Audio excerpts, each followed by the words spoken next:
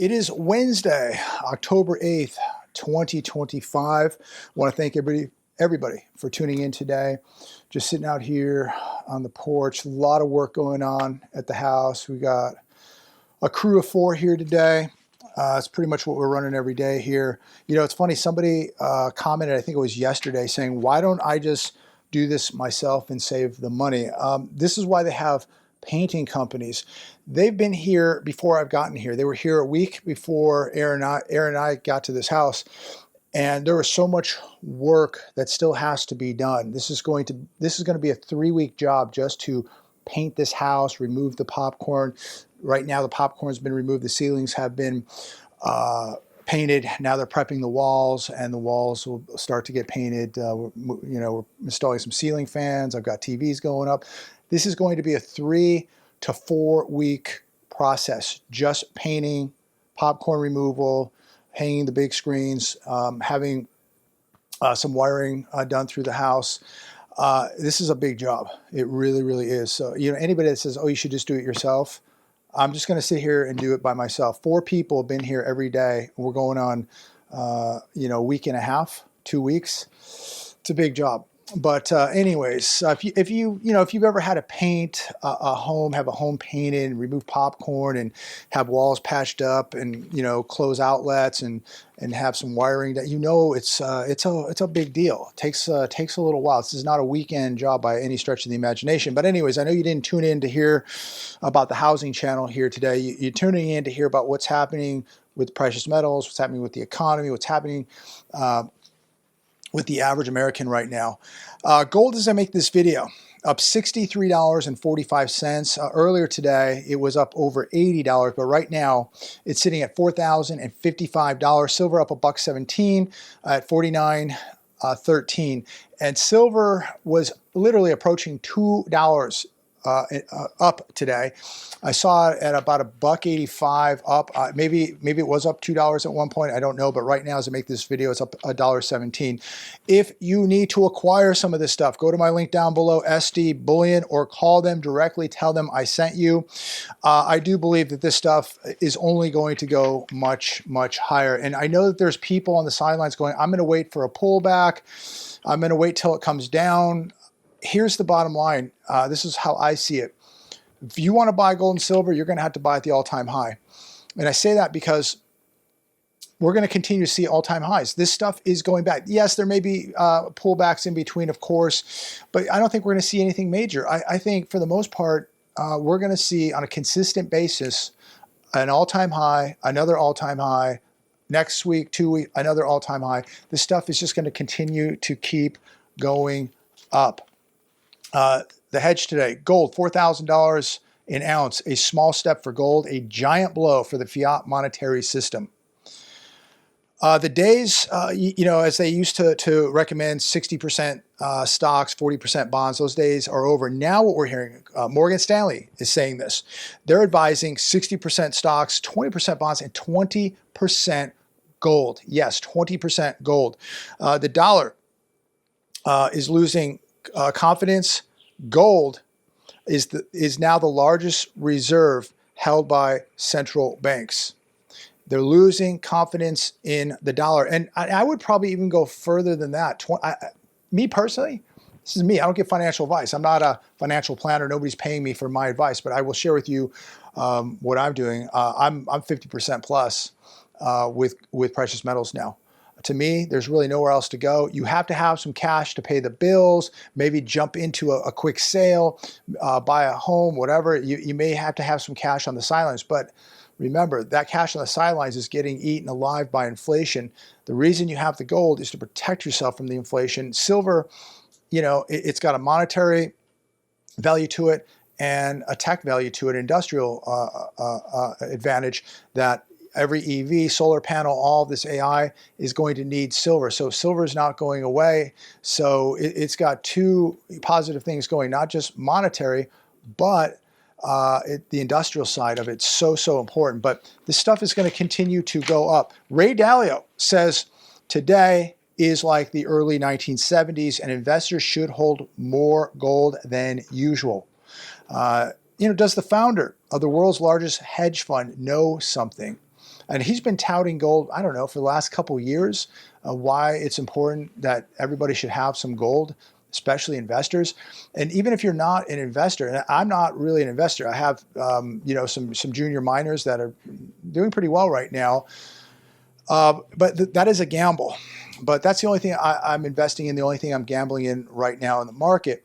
Gold and silver to me, that's just wealth preservation. That's just insurance. That's just making sure I have real money when the dollar implodes. Goldman hikes gold forecast to $4,900 by December of 2026 as Ken Griffith worries about substantial de-dollarization. This is a big problem. And I know, people would used to laugh and call it a barbarous relic. And, what are you going to do with your gold? You can't eat it. Who wants it? What are you going to do with it? How's it going to buy you anything? It's interesting that all these billionaires now are buying gold and they're telling investors to buy gold. It's amazing that all the central banks now hold more gold than they do U.S. Treasuries, first time ever. But for being such a barbarous relic, for being a pet rock, it's amazing how everybody wants it. People will say, well, the government's just going to take it from you. Well, the government could take your house tomorrow. The government is taking your dollars right now through inflation. The government, I guess, could take anything they want. But, they'd have to find it first, right? How do they know how much gold somebody owns or where it's at? Very, very hard to track that down. But this is why they want you on digital money. This is why they want you on stable coin. This is why they want you, on some type of crypto, because they can follow every cent you spend. They know where your money is. They know how much you have. Any person that owns gold and silver out there, you know damn well that nobody knows how much you have. Nobody knows where it's at. Nobody.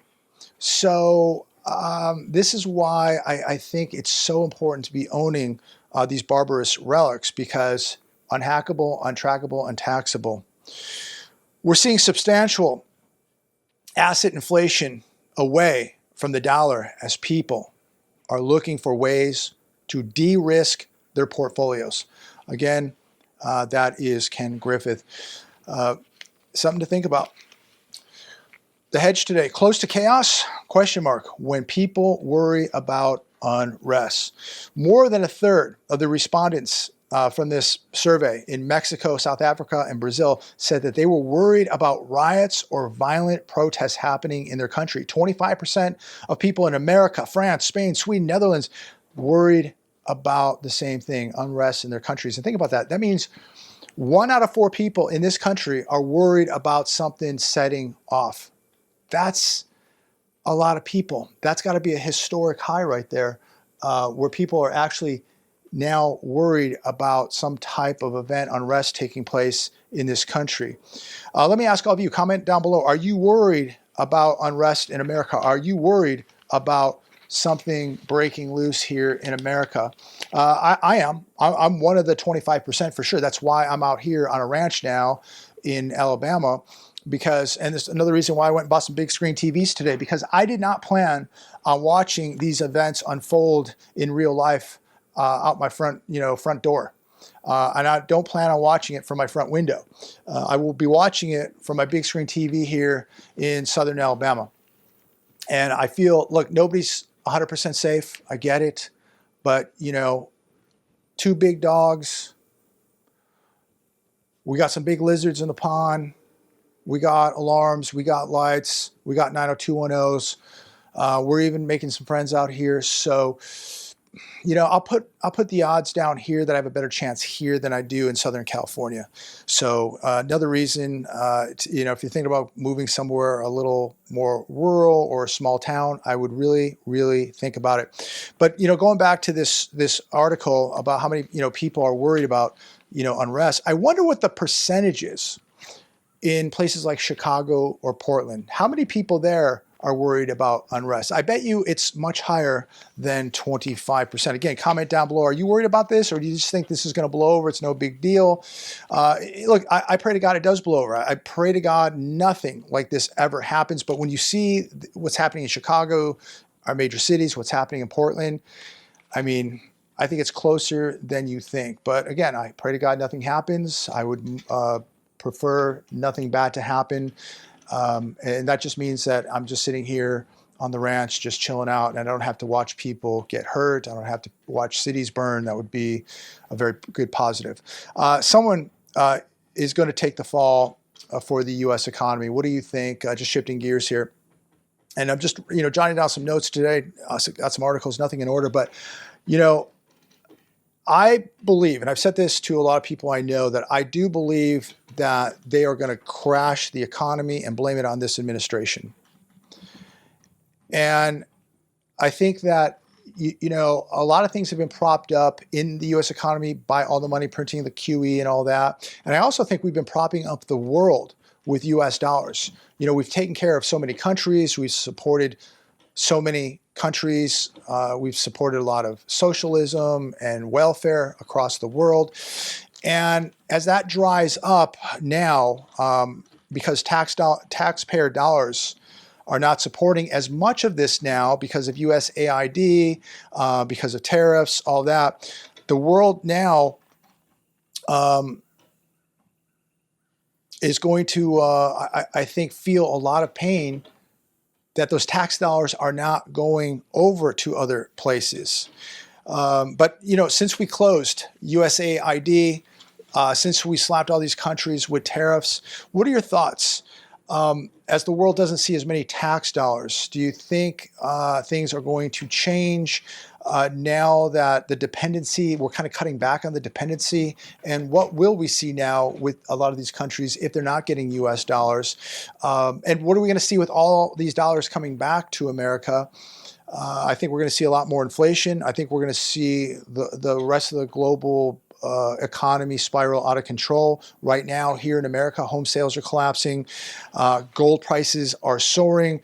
Retail sales. People say, well, retail sales are high. Yes, they're high because of a couple of things.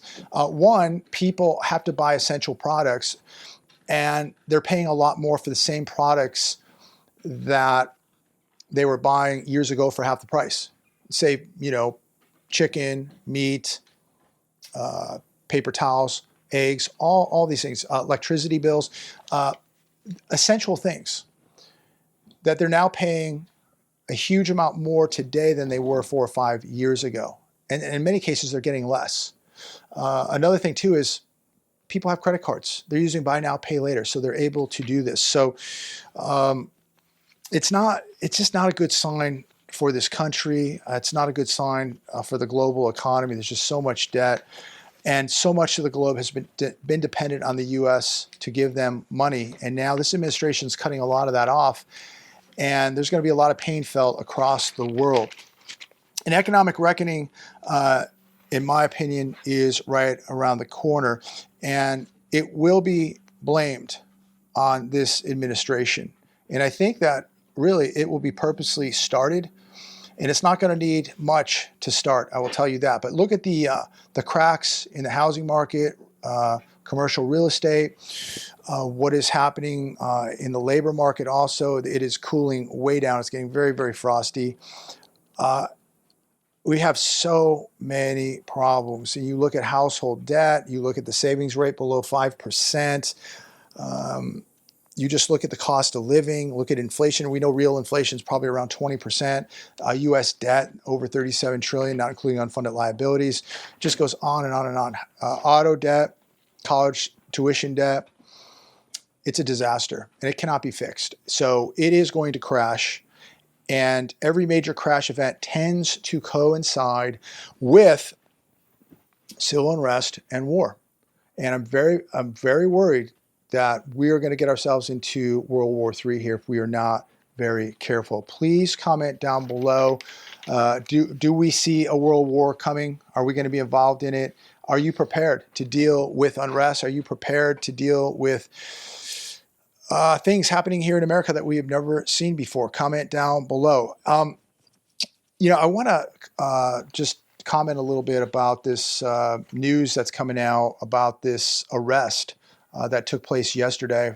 This Florida man charged in the Pacific Palisades fire that burnt down half of Los Angeles. Jonathan Reinick.